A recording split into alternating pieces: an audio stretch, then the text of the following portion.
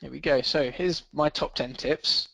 I'm going to work my way through these in a project I'm working on a separate screen over here. So what I'll do is I'll start at the top and I'll introduce each section, give a bit of an explanation, and then I'll get into showing you how to do these tips. So firstly, we've got arranging visual elements. So a lot of people may not be aware that there are actually several handy options for laying out your visual elements, using the layer functions, stuff like that that isn't immediately obvious but can actually be very handy. So here is a project I've made earlier. So it's currently blank, and by the end of this hopefully it'll be a full project that I can share with you all. So what I'm going to do actually, I just want to make a couple of buttons at the top of the screen. So we'll have a text box and a rectangle, and I'm actually going to just keep them at 100 width. Let's set the height to 40. So here we go. There you go. So the first thing I want to show you is the align elements function. So by right-clicking on one of these visual elements, after selecting more than one, you can actually align them. So you could align by the bottom of them, the center, the horizontal center. Yeah, it's worth playing around with these different functions so you know what they do. In this case, I want to align them in the center just to put them on top of each other. So I could have typed in the X and Y coordinates manually, but that's just a nice, easy way of doing things. Oh, I should mention as well, if you have any questions throughout, please feel free to enter them. There should be a question box somewhere on your screen. If you just enter any questions, we have several members of staff who are happy to help out. So, and also I can answer any questions on air if you'd rather as well. So please feel free to ask questions. Okay. So next up, what I'm going to do is just center this text and call it button 1. So the next thing I want to do is just create a couple of these. I want 3 buttons, for example. So I have now got 3 of these items, and I'm going to just change the text on them. Here we go. So the next tool I want to show you in a second is the grouping tool. So grouping will allow us to merge several visual elements into one item. So this won't take into effect shapes in general. It'll make one giant square as the bounding rectangle of the element. But for things like buttons, it's very handy. It means you can just click and drag that one element. The button presses can refer to that one element. And so what I want to do is just position that one at the top left and this one here at the top right. And so the next thing I'm going to show you is so first I can just align these. So if I align them vertical center, there you go. What I want to do now is distribute these buttons evenly so that there's an even gap between button 1 and button 2, and button 2 and button 3. And this distribute horizontally function will become available if I select multiple elements that are in the same plane. So here we go, I do that, and now you'll see that this gap is now equal to this gap. This applies to numerous elements, and what it'll do is it'll apply in the order that the elements were selected. So I could, instead of dragging, I could have selected and hold Control. I could select more elements and then repeat the distribute horizontally function. So that's just a nice handy way. There's a distribute vertical function as well. So that's just a handy way of laying out your elements on screen in a tidy way. Okay, so the final thing that I want to review when it comes to visual elements is layers. So layers are something that a lot of people don't think about in smaller projects. When it comes to having a lot of elements on screen, you're going to need to use layers. So the way to think about these layers is that the highest number will always be on top. If they have the same number, then the last element changed or added to the scene will go on top, theoretically, but there's always the chance that that won't happen as you'd expect it to. And so I would really recommend that throughout you keep your layers consistent. So in this case, I know I'm going to have a background image underneath this, which is going to be on layer 0. So I want all of these buttons to be layer 1. So something else that it's worth noting is that when you select multiple elements, any of their common properties will be shown in this property editor. And so by doing this, I've now changed the layer for all 3 of these buttons in one go. So that's it for our first tip, arranging visual elements. Next, I am going to go on to naming. So naming, it sounds obvious. It sounds like something that everyone should do, but to be honest, from experience, I'm very lazy when it comes to naming normally. But for a big project, for any project really, you really need to think about your naming scheme. So in this case, the way I tend to do it is I tend to start with whatever the item type is, so that all my items of a specific type are linked together. Obviously these elements are listed in alphabetical order, so if I have the first section of a name the same, then they're all going to appear together in my list of elements. So for this, it's a group element, so I'm going to call it group, and this is button 1. So I've got the type of element followed by an underscore. Now I use underscores. A lot of people use capitals to separate different words. You can use whatever method you like as long as you use a method that you stick to. So here we go, we got group and group button 3. Okay, so that's and you'll see as I progress throughout this, I'll keep my naming scheme consistent, and hopefully that means when you come to download the project at a later date, you can see a lot easier where all of the elements are. And it means when I come back to this project at a later date, hopefully I understand what's going on just by the names of the elements. Fortunately, as we'll discuss later, there are some other ways to work out what's going on, but naming is by far the best way to keep it simple and consistent. Okay, so next I'm going to work on some invisible click areas. Now, I know in the initial V1 software, I believe you could click on invisible elements. Now, that doesn't seem right. You shouldn't be able to click on something that's visibility is set to false, because otherwise how can you have buttons come on top of other buttons? It wouldn't work very well. So we removed that feature, and anything that's not visible is not there on the screen to be clicked. However, we're aware that you want these invisible areas to be able to be clicked. And so what I've got is a way of doing that. So what I'm going to do is I'm just going to add a background to this screen. So bear with me one moment and I will just import the image. Here we go. So I've just dragged in this image, and what I want to do is resize it and reposition it. 480 by 272. There we go. So this is now the same size as the screen. It's put it on layer 0, which is where I wanted it. And you'll see that even though it was added later, it's gone underneath those buttons. So what I'll now do is I'll rename that. So it's an image and it's the background. Okay.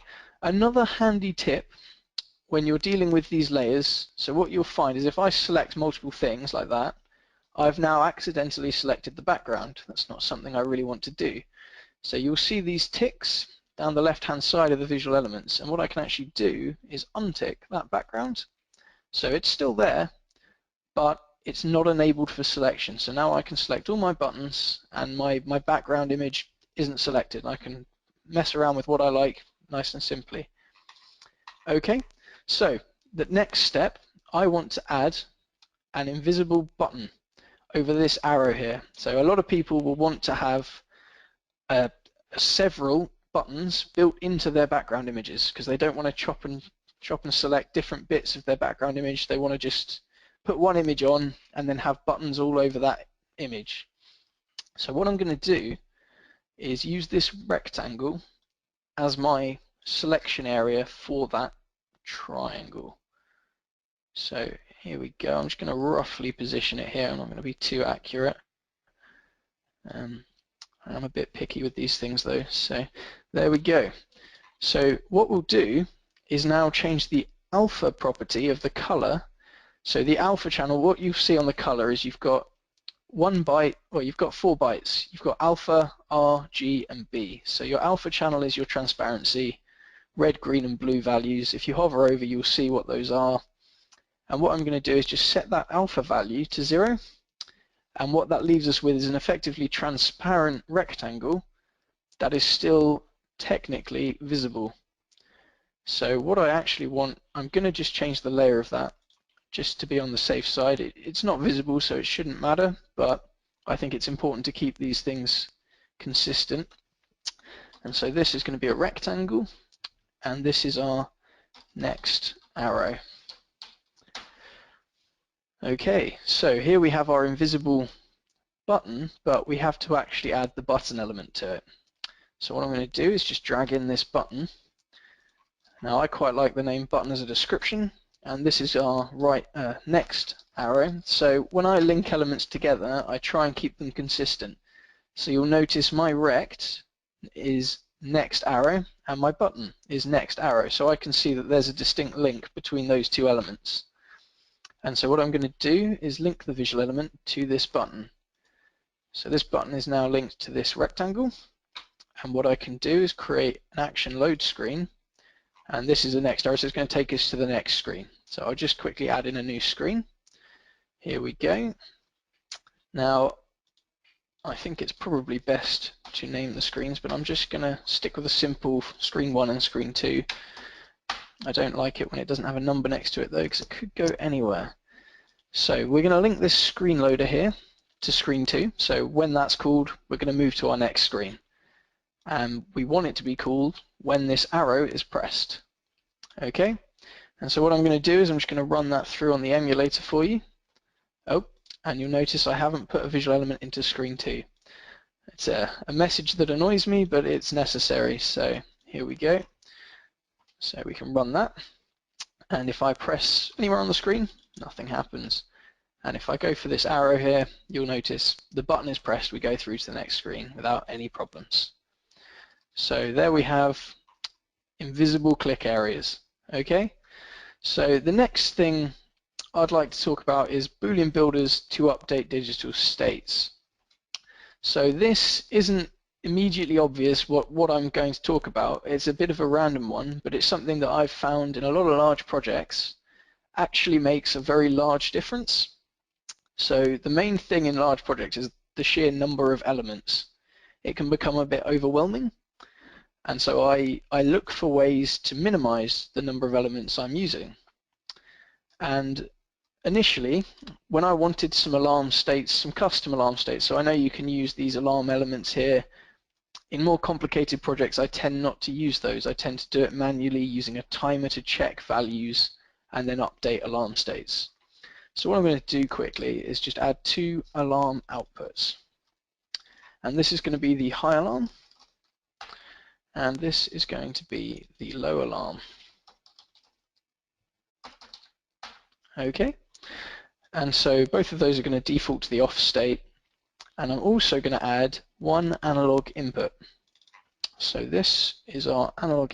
In fact, I'm going to add 2 analog inputs, and you'll see why when I get onto the latest state. So analog, and this is going to be in 1.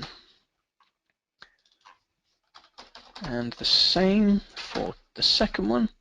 Now, in the eventuality that we're using the dev board, I would normally set the range to -10 to -5 to +5, but in this case the emulator defaults to 0 to 10, so I'm just going to use 0 to 10 on these. Okay, so we've got all our hardware elements added. That's something else I like to do. I like to sort the visual, I like to then sort the hardware, and then I'll put all the function elements that link those together. So what I'm going to do is set these alarms based on the level of analog input 1 in this case. So what I'll also do is add some variables to control where those levels are. So I'll have high alarm. Here we go.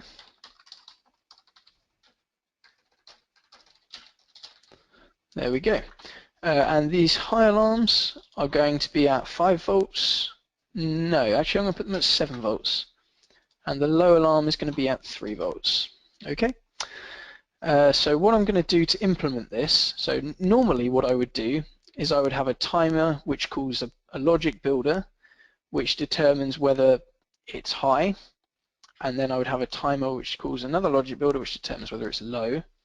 What we can actually do is use the Boolean Builder, and what I can do here, so I tend to call my Boolean builders is and then a question, just because that's what it does. It determines whether a state is true or a logic statement is true.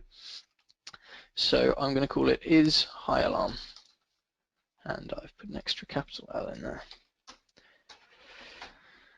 And likewise is low alarm. So now these are very handy, so I can put any number of logic checks in this, ANDed, ORed, XORed, however I want to do it, to determine whether these alarm outputs should be on or should be off. And so what I'm going to do, so in this case, because the analog in 1 is used for both alarm outputs, you could argue that one logic builder could do both of those checks. However, if it were 2 separate alarms that weren't invariably linked, such as a high value or a low value, then you would need to have 2 separate logic builders to check those, which is why I prefer to use this Boolean Builder approach. So what I can do then is create one action which will specify what those alarm outputs should be. So here I can select the values of the alarms to directly set them. Sorry, here we go. So, and I want to set those alarm values equal to my is alarm 1, for example. So is high alarm will go to the alarm. Here we go. So this one is our low alarm. Perfect. So what we'll need now is the logic statements behind these. So is low alarm is going to be true if our analog input 1, where are you? Analog in 1 dot voltage is less than, I'm not going to do less than or equal to, and that's going to be our low alarm variable.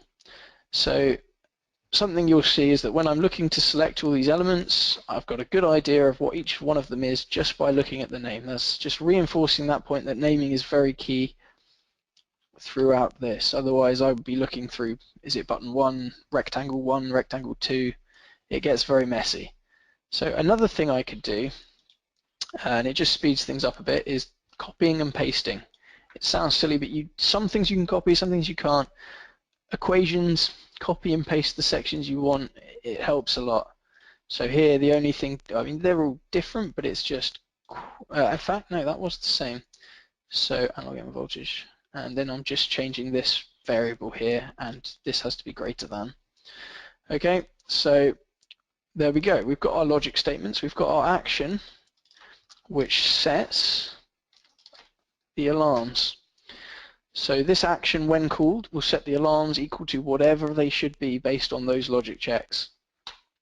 Okay, so what I'm going to do is now call that action at a regular interval. So I could do this based on a property trigger.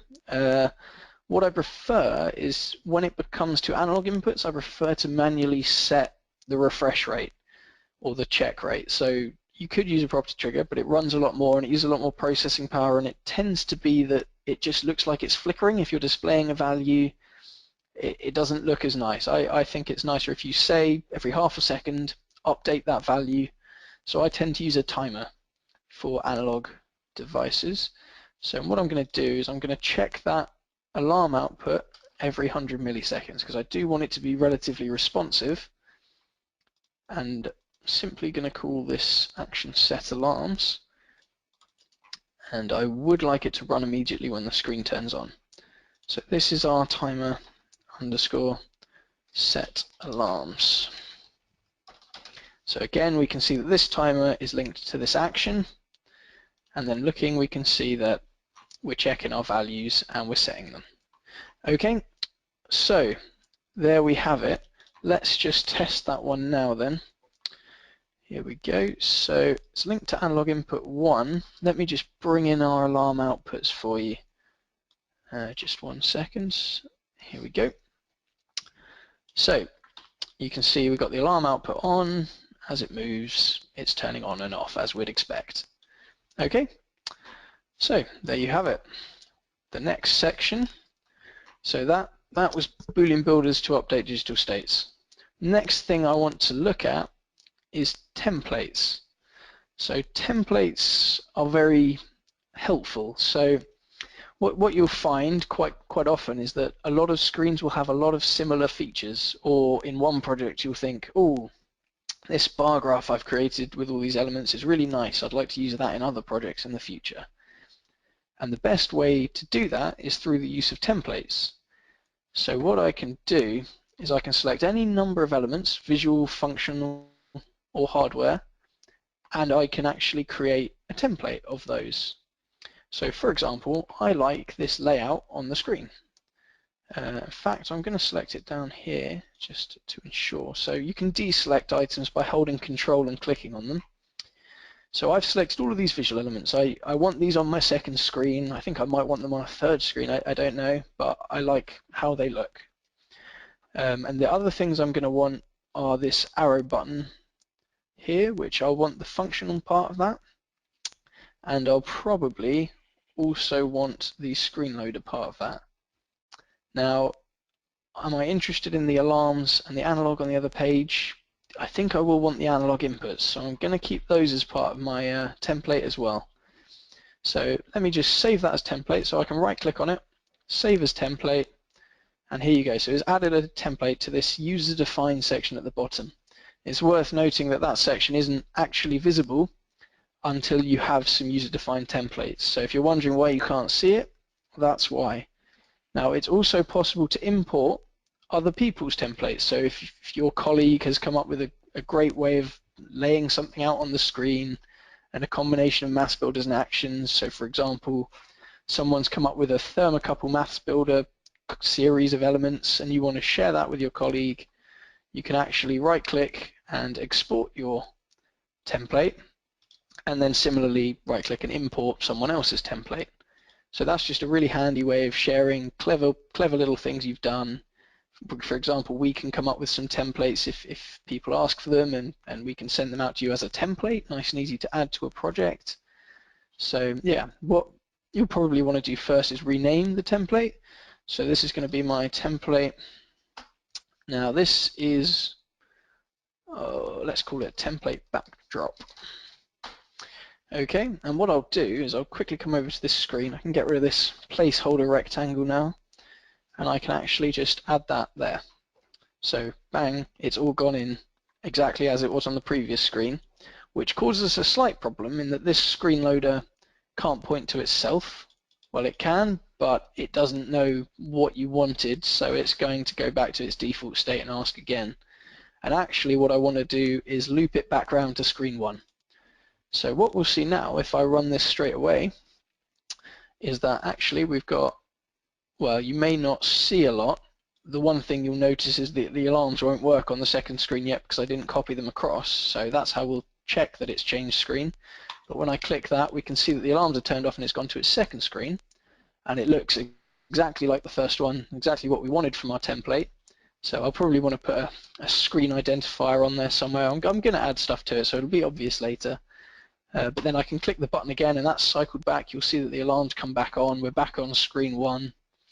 So as you can see, the template functions as it did, and also the screen looks as it did when I copied it as well. So that's just a very handy way of creating similar objects on multiple pages, or creating templates that you can share with friends and colleagues, etc. So that's it for templates.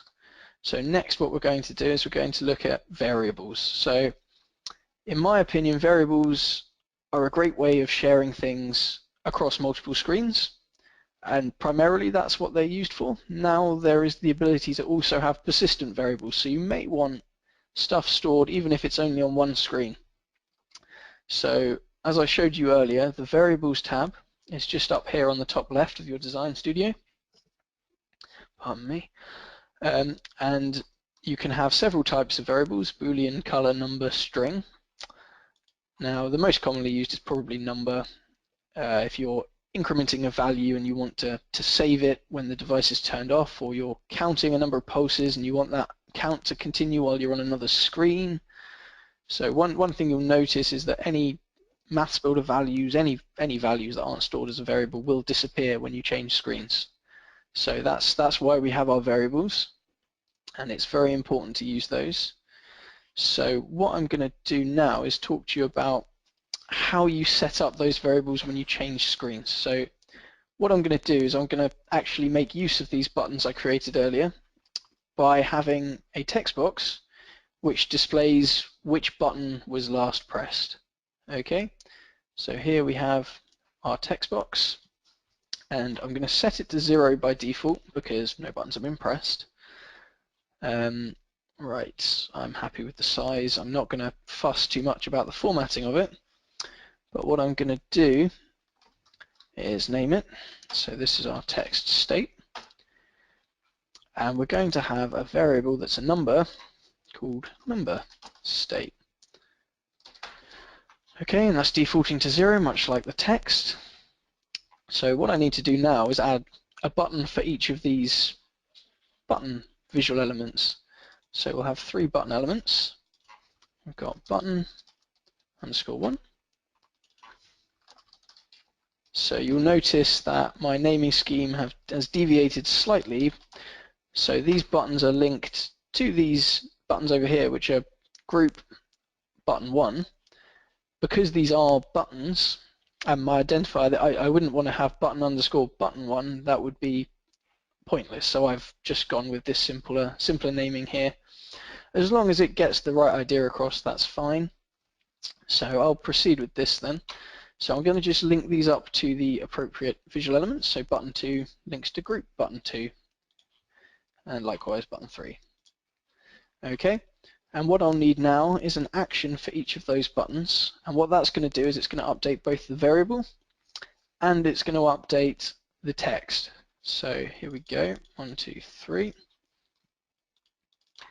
So set state 1. And what I tend to do with actions is think about it beforehand, and I'm going to set first of all the state, and then I'm going to set the text, just because I prefer to have anything that could be used in further computation first before anything visual. That's just a personal preference though. So what I'll do is I'm going to set the variable number state equal to, and this is set state 1, so we're going to set this equal to the value of 1, and then we're going to update our text box just to display that value, and we're going to update the text property to 1 without a new line. Okay, and so I know I've already created all of these actions, but what I'm actually going to do is delete them and copy this one. So what I can do then is paste it in, and you'll notice the numbering is all that changes. So if it ends with a number, it's just going to increment that number. So they're already the right names, and all I need to do is change these numbers. Okay, and likewise with 3.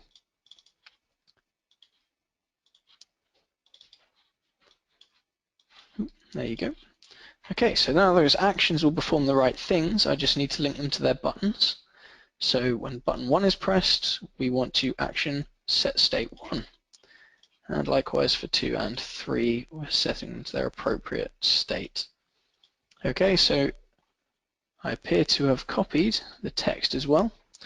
That's something I've noticed. You've got to be careful when you're copying and pasting. So I had this visual element selected as well, and what it's done is it's just duplicated that as well as the button. So if I'm deleting those, I'll now need to relink these because it was linking them to the new copied text box. So text underscore state dot text. So that's just something to be cautious of. It even catches me out from time to time. It just something happens. you'll notice you've got an extra few visual elements that weren't there before. Just delete them and update the linked actions. That shouldn't be a problem. Okay, so another thing is this text box should be on layer 1 as well. So something that needs to be thought about there. Okay, so we're just going to run a quick test of that and just check that updates when I press the buttons. I've got these two the wrong way around. See, this is why we do our checks. So I'm going to come in, our button 2, it's linked to group button 2, and that's why. I've named them wrong. So what I'm actually going to do is just change these to the right numbers. And I have an extra underscore here. Okay, so apologies for that, but it just goes to show how getting the naming scheme right is very important.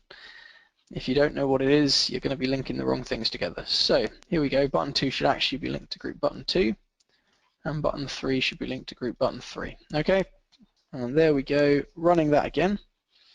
We've got our 1, 2, and our 3.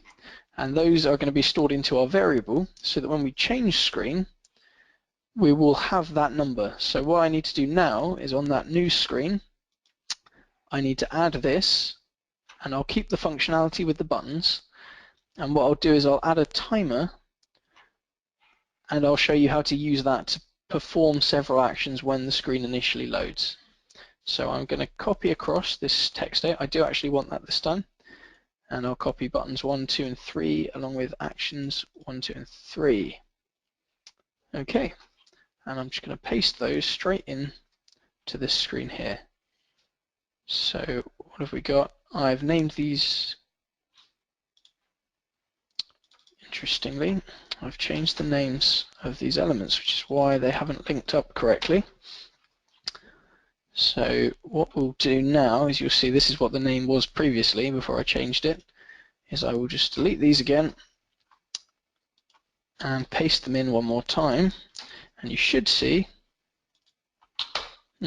okay, well, moving on anyway, I'll just link them back up, it's not hard to do. So this is group button 3, okay.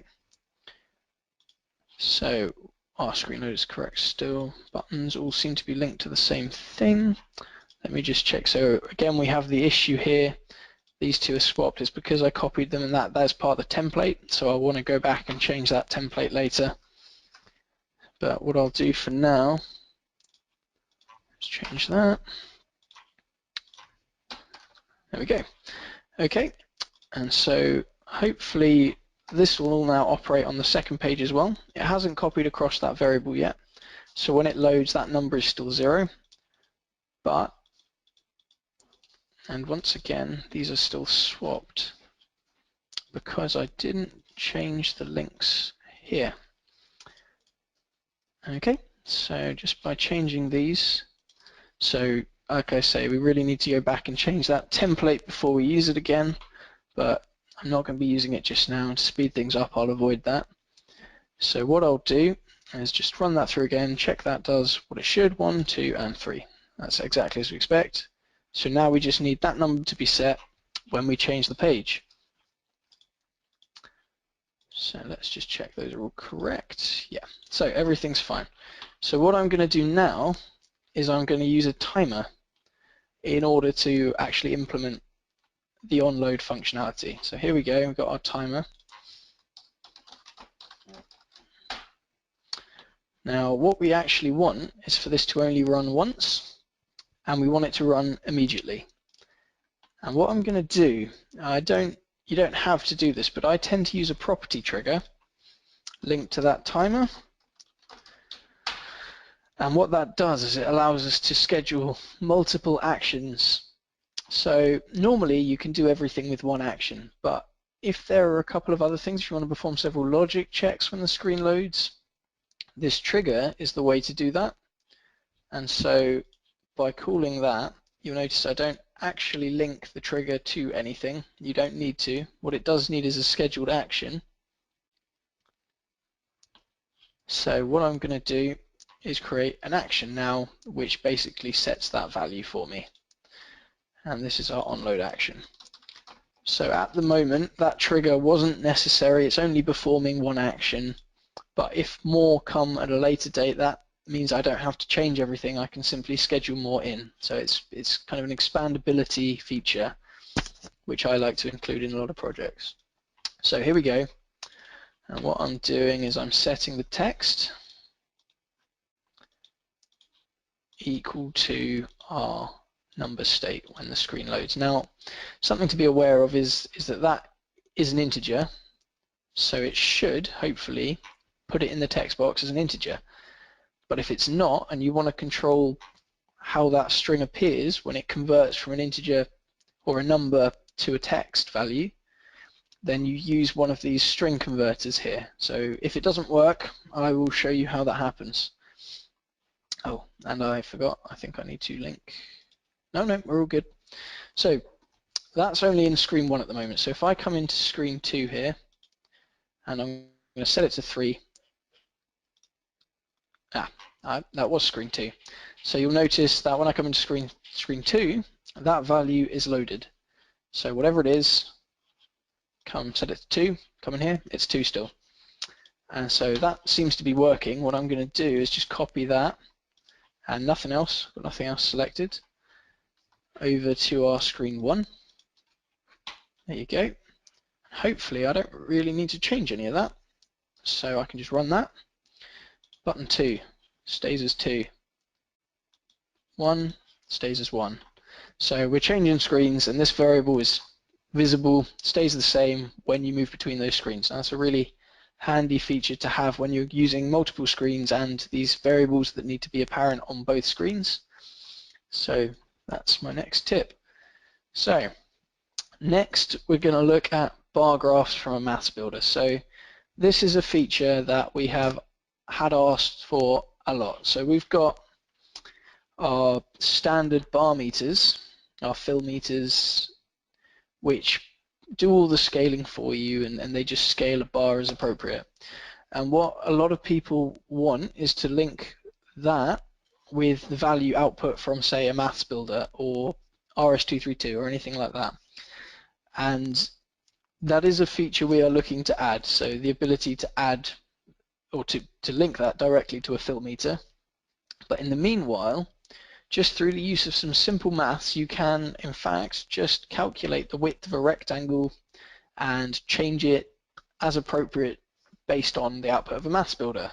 And so what I'll do is I'll just talk you through that. So on this screen 2 here, this is where the screens start looking a bit different. What I'm going to do is I'm just going to add a rectangle, and this rectangle is going to be our bar graph. So okay, and I'm thinking height-wise it's a bit high, so let's try 40, and let's set that width to 300. Now it sounds silly, but 301 is the width I tend to go for in this one. So why the 1, I hear you asking? Well, that's because the minimum width is in fact 1. So by doing that, the range is effectively 300. It just makes the maths a lot easier. So what I'm going to do while I'm working on this as well is just disable this background image here so that I can select things easily. So I'm going to keep it at full width just for now. So if you look at the handout.pdf that I've attached, that will just talk you through the equation I'm using. It's just y equals mx plus c, standard linear representation. So if you're doing something a bit more complicated and are looking for a non-linear response, then that's fine. But in this case, I'm simply going to do a math builder that calculates the linear width change based on a linear input voltage change. And so what we're going to use is in fact these two inputs. Now I've specified them as 0 to 10. In my workings I've used -5 to 5 because I was working on the dev board, but for this, just the maths is the same. In fact, I'll do -5 to 5 just to keep it consistent. So what I'll do is I'll just change those input ranges. Okay, and the first thing we want to do is calculate or work out the equation. So I'm sure a lot of you are familiar with y equals mx plus c, but basically we're saying that y is the width. We're trying to get the width by multiplying in this case we're going to look at the sum of the two analog inputs. So by multiplying the sum of those voltages by a factor m and then applying an offset of c, that will give us the correct width. So we're looking to calculate those values of m and c.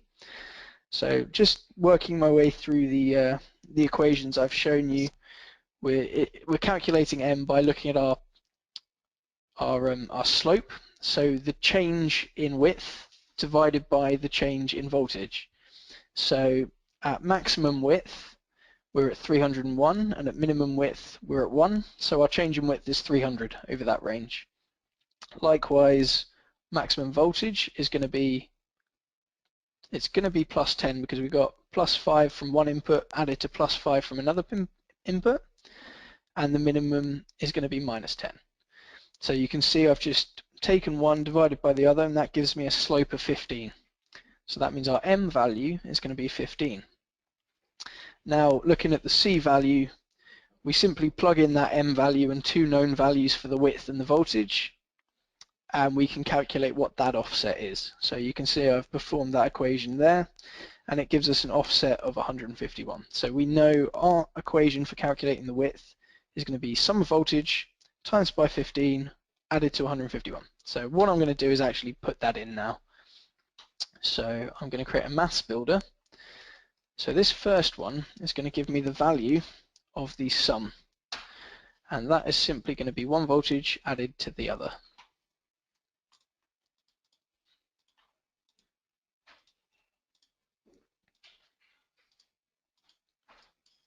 Okay, and that, so I think I mentioned, but there is a handout. It's worth just checking that. It quite clearly explains what I've done in the maths, just might make things a bit easier. And also you can go away and take a look at it afterwards if you're not sure what you're doing. So, okay, so here's our sum. So this maths builder will give us the value of the summed voltages of the analog input. And so using that, we're going to create another one that will give us the width of this rectangle. So actually, I'm going to specify a bit more in that. So it's the bar width, where this is our bar. Okay, and so that is going to be using the equation we just derived. So we've got our sum value. So value underscore sum, where are you? There you are. Dot value multiplied by our m value, which is 15, as we've worked out. So these m and c values will change, but the basic structure of this creating a width, it also applies to rotating needles. So instead of width, you could fill in the rotation positions, and you could calculate the same thing, and you could have a rotating bar graph. So really anything can be used. So what I'm going to do then is add the offset we calculated earlier, which we calculated as 151. Okay, and that is our equation. So that at all times should have the value of our bar width. And so what I want to do now is update that bar width. So what I could do is I could, in theory, use a property trigger. So whenever the input values change, I could update that bar. Now, as I said earlier, I find that that tends to flicker, it tends to look a bit unsteady. I think it's neater to use a timer for anything analog. So what I'm going to do is use a timer, which I'm going to update half a second. Let's call it timer underscore bar update. And what that's going to do is run every 500 milliseconds, and when the screen is loaded first, so the start delay is going to be 0, and it's going to set that bar. So we need an action that sets the bar width.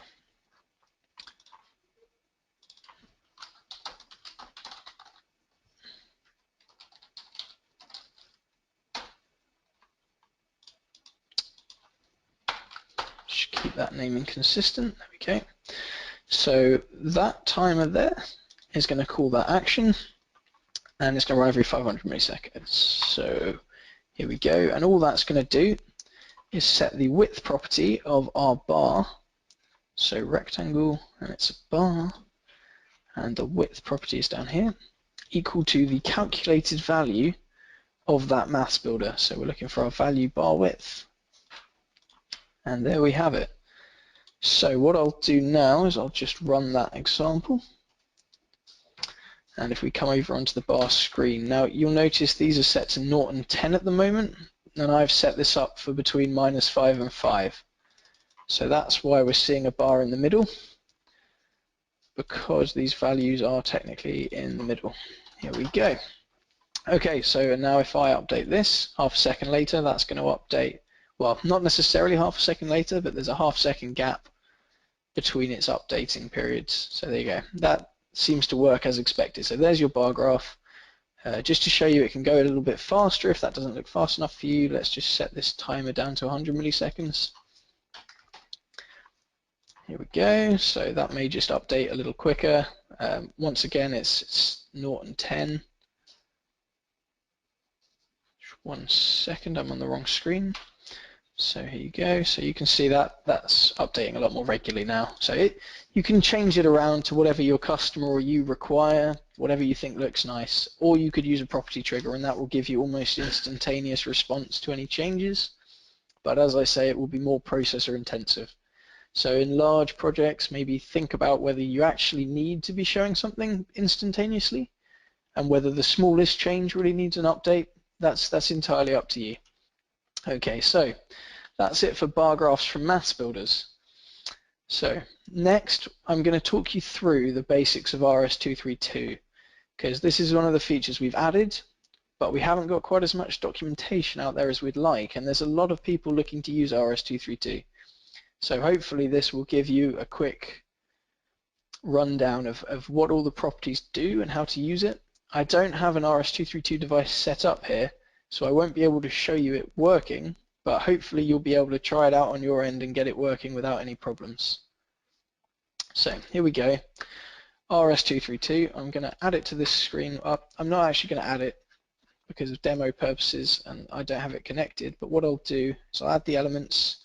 So the three main elements are our RS232 receive, RS232 send, and our serial COM port.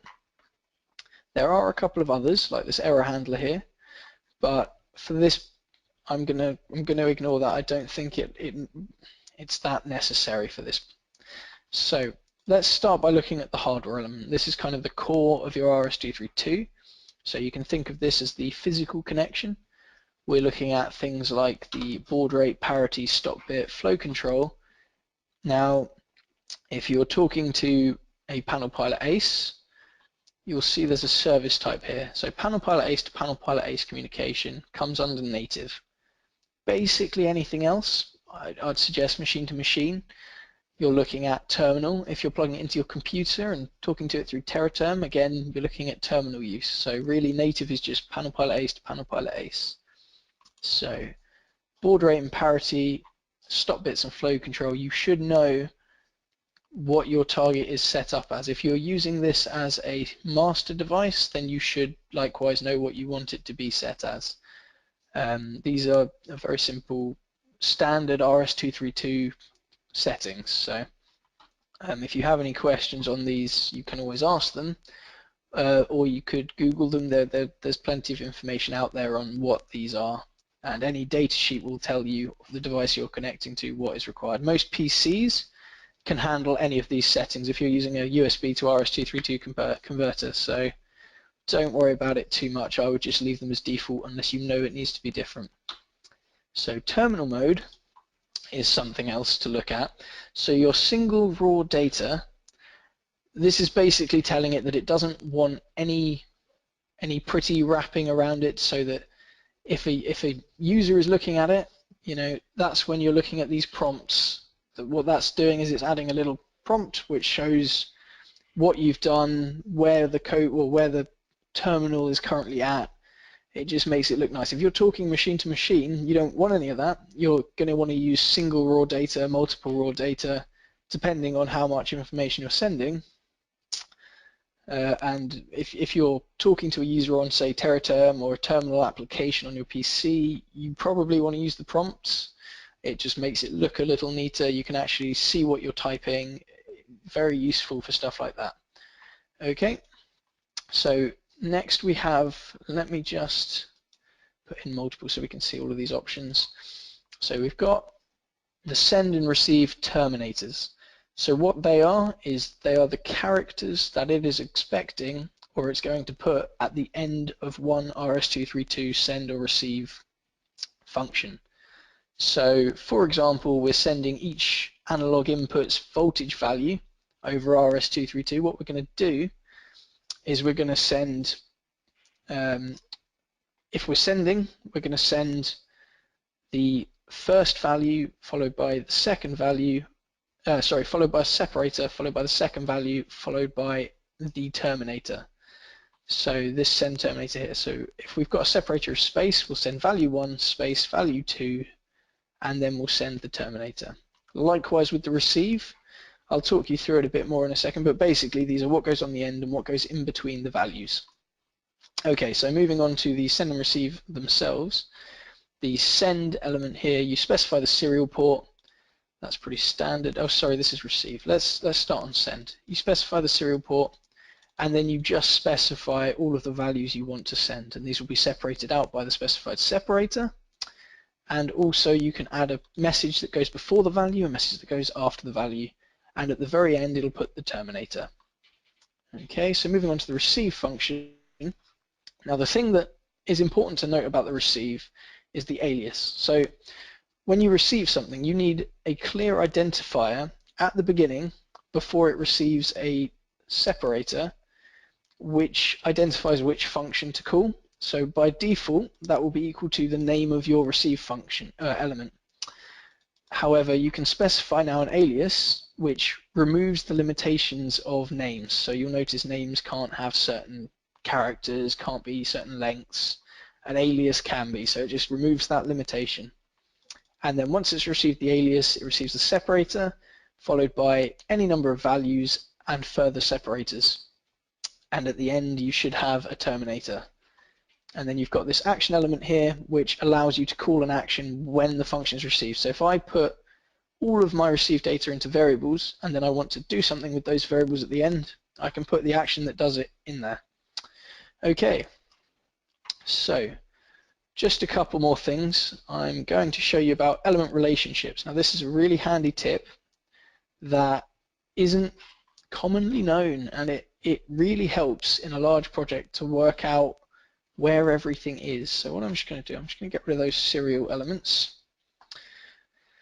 So for example, I'm not sure why my buttons aren't working. Well, what I can do is actually right click up the top here and show element relationships. And so I'm curious as to why in particular, actually let's look at the alarms. I want to know why those alarms aren't coming on when they should. So I don't have alarms on the screen, I'm going to come to it on here. I can select this alarm, and what that's doing is it's showing me any elements that have an effect on that alarm. And so I can see here, there's only one thing that changes the state of that alarm. So if there's something wrong with it, that's where that problem has to come from. So if I want to now look at everything linked to a function element, I just select the function element at the top here. And what I can see is this is actually linked directly to these two control elements here. And it's also linked to these Boolean elements here. So that just helps me debug. I'm looking, okay, actually that's probably where the error is then if it's in one of these conditions. So that's just a really handy tip, and you can use it if you're coming into someone else's project, if you're coming to an example project, to just see how that project is mapped out and how the interactions between the functional and visual and hardware all occur.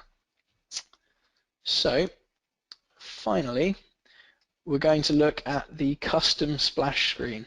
Now this is a feature that a lot of people again have asked for, and the feature has been there pretty much the whole time the PanelPilotACE Design Studio has been there, but it's just not been that obvious how to do it.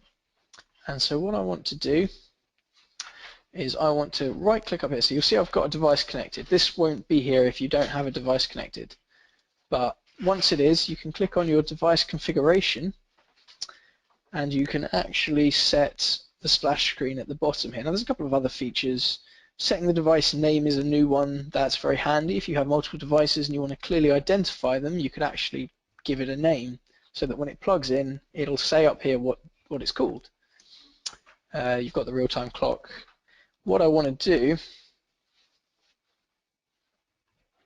is select a splash screen. So I can do that by opening this up, and I've actually got to navigate to where this is stored. So 1 second.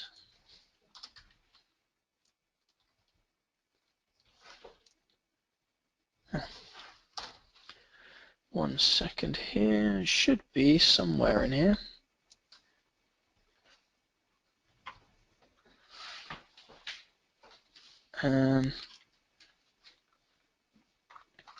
One second, sorry about the wait here. We have a lovely image ready to go and just need to find it. Okay, we're just going to use some EasyLog general publicity here. So it'll automatically resize it to 480 by 272, but I'd really recommend that you actually create the image to the right size. So for those of you who weren't aware, the screen size is 480 by 272, and any images for it, if you don't want to see it looking a bit scaled, then I would recommend that. So I've selected this image, and what I can do is just hit that configure button now. So hopefully what you'll see, if I start showing you the device I've got connected,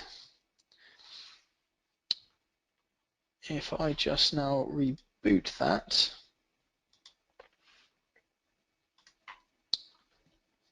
okay, so that's turned off. You see it's disconnected at the top here. And where are we? There you go. So there's our wonderful new splash screen on the device. You'll have to excuse the reflection of the webcam. And yeah, so there you go. You've got your new splash screen ready to go.